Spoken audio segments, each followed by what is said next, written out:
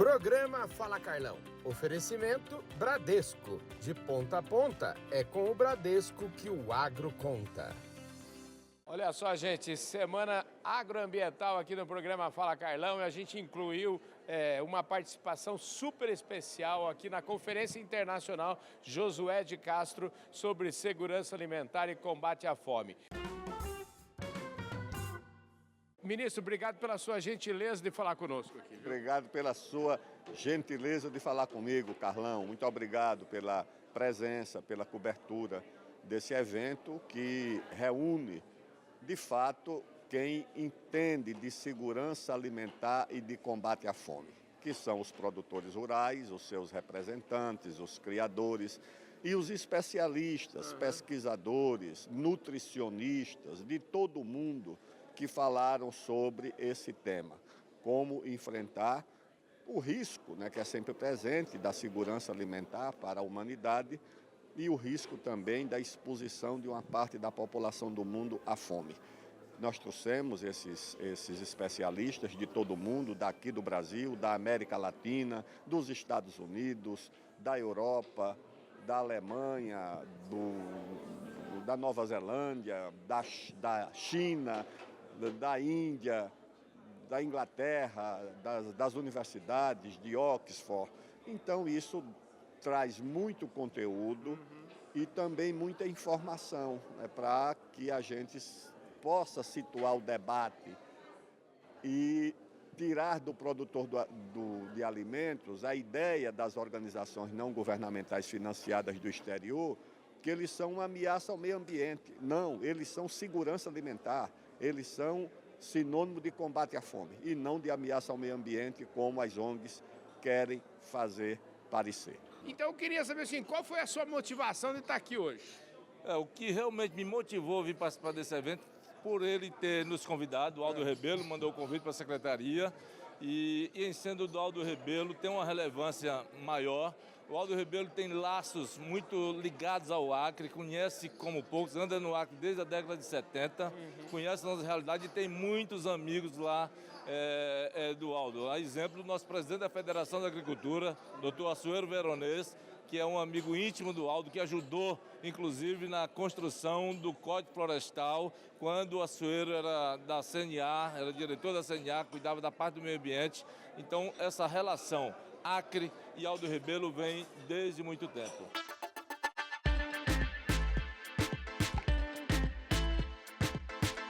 Eu queria que você falasse um pouquinho dessa sua mensagem, principalmente para a gente começar a resolver o problema da fome, a gente precisa ter um mapa da fome, saber onde ela acontece. Eu acho que você começou muito bem sua fala ali, né? Olha, na verdade a gente tem feito agora todo um trabalho para olhar o problema de fome e má nutrição. São duas coisas importantes que andam juntas, né? Às vezes elas andam juntas, inclusive, nos mesmos lugares. Mas assim, o que a gente mostra é que claramente, apesar de muitos países terem esse problema, mas tem 60 países no mundo com insegurança alimentar moderada ou grave. E a maioria desses países está na África e no sul da Ásia, que são as regiões de maior crescimento populacional. Portanto, é um problema extremamente grave. Um outro gráfico que a gente mostra lá, muito interessante, é que as pessoas acham que a insegurança alimentar está ligada diretamente com o problema climático. Ela é afetada por clima e muitas vezes tem quebra de safra, como a gente viu, ou tem enchentes, ou tem outras coisas. Mas o maior problema que gera insegurança alimentar no mundo são as questões de guerras e conflitos, né? Guerras e conflitos levam a problemas alimentares críticos e as questões econômicas, como foi nos últimos anos o crescimento da inflação depois da pandemia e da guerra da Ucrânia. Então, isso mostra que para nós isso é uma oportunidade, de certa forma, porque as regiões hoje que mais têm problemas de conflitos, de guerras e de falta de alimentos e déficit nas suas balanças comerciais são países da Ásia. My question, I have two questions, but first of all, why mass rally happened? mass rally happened because of agricultural policy during the last 10 years, increasing bureaucracy, new legislation for the farmers, proposals like SUR, sustainable use regulation. They wanted to reduce the use of plant protection products. We need these products to produce food by 50%. And that was at the end too much. Enough was enough. And we went to the street because of a proposal of the German government to implement new taxes for our heavy machinery. Costs around about €500 million a year. And then reduction of the diesel, not the tax. We got money back from the government and they don't want to pay it back anymore. Another €500 million a year. And then we said we have to go to the streets. And now we changed the political agenda in Berlin and also in Brussels. Tell me about your message, your message here in this event. Yeah, so I talked mostly about the importance of agricultural trade to resolve like the imbalance of food security that has been suffering from both the supply side and demand side pressures. What's the number in China about the food security? How many people get left the poverty and can get meals normally? We used to have like 100 million people living in the poverty condition, hungry every day. But nowadays, we have already successfully eradicated all of those rural people out of poverty status. The government have put lots of efforts to do so. Wow, how do you get there?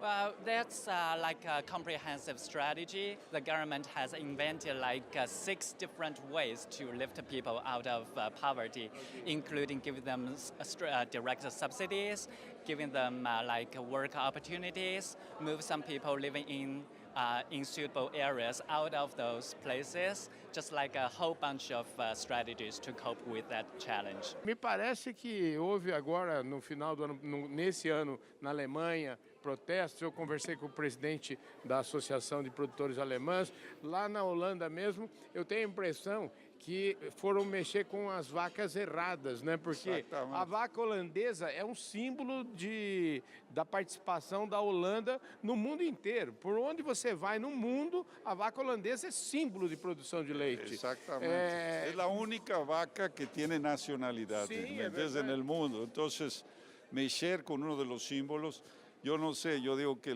viene una revolta de las vacas holandesas. Dijeron, no aceptamos las leyes de Bruselas, ¿no? Del Green Deal, ¿no? Que están impulsando, del Net Zero contra la emisión de metano en las facendas, ¿no? Querían reducir 30% las facendas holandesas y lo que resultó es una revolta. El partido de los productores de la agricultura holandesa fue la que fue determinante en la formación del nuevo gobierno que va a asumir ahora. Sí. Entonces, esto anticipa una grande revolución política en la próxima elección de la Comunidad Europea, que va a ser ahora en el inicio de junio, y eso va a cambiar básicamente la composición política. Se considera que más de 1/3% de las curules, de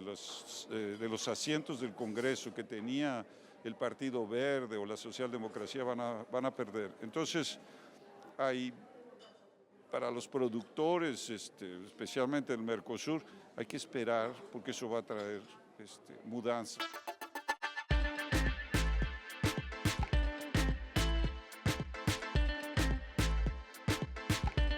Queria que o senhor fizesse aqui um resumo para nós o que é ficção e o que é realidade quando a gente se trata do tema Amazônia.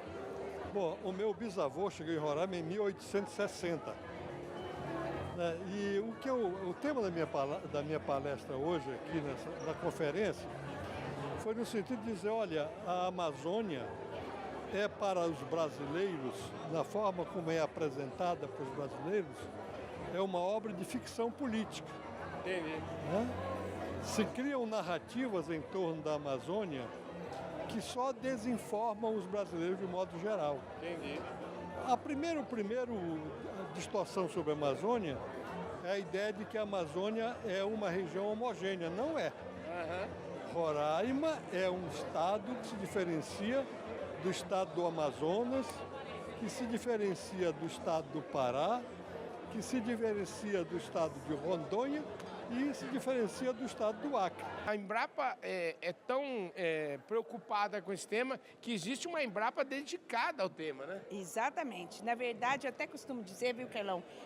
Vou entregar aqui, eu estou na Embrapa há 35 anos. E eu falo que desde o primeiro dia que eu fiz o primeiro projeto na Embrapa, naquela época a gente já tinha que fazer uma avaliação da tecnologia que a gente estava propondo a se desenvolver do ponto de vista ambiental, econômico e social. A Embrapa sempre teve uma preocupação muito grande em trabalhar com a sustentabilidade nas 3 dimensões. Entendi. E a gente tem exemplos muito práticos, né? Você vai lá para o Nordeste, você vai estar trabalhando com sistemas lá, né? Lá os sistemas resistentes a estresse hídrico e tal. Qual que é a questão do ambiente lá? Como que você pode fazer para produzir e preservar, mas também explorar um pouco mais os recursos hídricos, né? Então a Embrapa procurando desenvolver, cultivar mais resistente a estresse hídrico. Inclusive, a gente aprende lá com o Mandacaru. A Embrapa acabou de lançar um bioinsumo, um bioproduto Auras, que foi desenvolvido pela Embrapa Meio Ambiente, usando biotecnologia, que a partir da bactéria do Mandacaru, entender como que ela cresce e resiste ao estresse hídrico. E criou um bioestimulante para crescimento de plantas. Aí já testou com milho, com soja. Temos aí você vai para o norte do país, quando a gente fala de sistema agroflorestal, né? A Embrapa tem experiências trabalhando com cacau, cupuaçu, açaí, né? E tem também experiências interessantes. Eu até comentei hoje na minha fala aqui, trabalhando com um colega nosso, lá, o Judson, lá da Embrapa Acre, que comentou que 25 anos trabalhando com pecuária de leite de corte lá na Amazônia, eles fazendo consórcio de pastagem com leguminosas, ali virou uma biofábrica de fixação biológica de nitrogênio. E isso ele comprovou cientificamente, mostrando que nesses anos reduziu em 36% a emissão de gases de efeito estufa. Eu queria começar esse tema perguntando para você o seguinte: afinal de contas, o que é ser verde? O que é verde? Pois é, Carlão, eu acho que essa é a pergunta mais básica e menos compreendida no debate contemporâneo. Porque quando a gente fala de transição verde, verde não é uma cor, não é algo que a gente capta pelo olhar. É uma condição econômica definida por padrões. São critérios que olham para as produções que nós comercializamos e dizemos, essa aqui é sustentável e essa não é. E de onde vêm esses padrões? Nos últimos 20 anos, eles vieram, sobretudo, de um conjunto de organizações sociais financiadas ou reguladas por países consumidores europeus. Então, lá fora, eles querem produtos que eles consideram sustentáveis. Criam padrões, botam as ONGs para certificar. E isso chega aqui sem debate e discussão, criando uma espécie de custo de ônus para a nossa produção.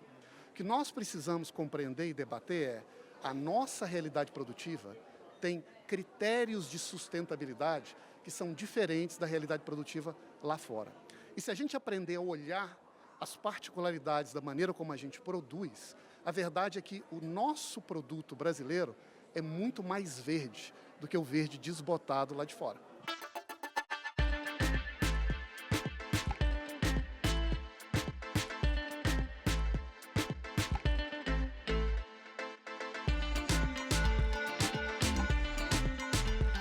Valeu, gente! Um forte abraço para todos vocês. A gente se vê seguramente nos nossos próximos programas.